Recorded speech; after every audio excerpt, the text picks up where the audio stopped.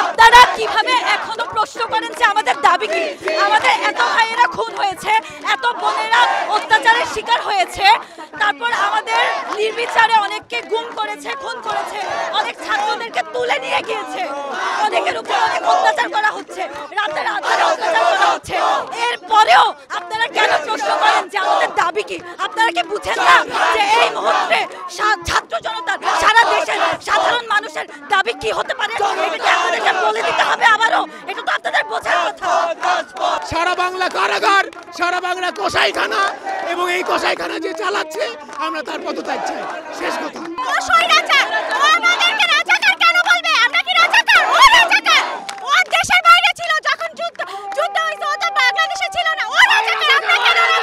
বর্তমানে যে আমরা দেখছি সবকিছু নিয়ে প্রচুর মিথ্যা বলা হচ্ছে, তার মানে ইতিহাস নিয়ে কি মিথ্যা বলা হয়েছে এটা আমরা সবাই জানি। আসলে আমরা সবাই ইতিহাসকে জানি। আমরা এমআইএসটির স্টুডেন্ট, আমাদেরও অলরেডি রাকিব ভাই আর হচ্ছে ইয়ামিন ভাই মারা গিয়েছে। সরকার তো চুপ, সাথে আমাদের এমআইএসটির যে অথরিটি তারাও চুপ। আমরা আশা করি আমাদের এমআইএসটি অথরিটি এ নিয়ে কথা বলবে, আমাদের যারা মিলিটারি এবং সিভিল ফ্যাকাল্টি আছে তারাও আমাদেরকে সাহায্য করতে এগিয়ে আসবে। তাই সকলকে হচ্ছে আমাদের যে আন্দোলন এটাতে হচ্ছে যুক্ত হওয়ার জন্য আমরা সবাইকে হচ্ছে আহ্বান জানাচ্ছি। আমাদের ভাই মরেছে, আমাদের ভাইয়ের রক্তের কি কোনো দাম নাই? আমার ভাই মরছে, আমার জনগণের টাকায়, সরকার জনগণের টাকায় অস্ত্র কিনে জনগণকে মারতেছে। আমাদের সবার বেতনের ট্যাক্স নিয়ে সরকার অস্ত্র কিনে জনগণকে মারতেছে।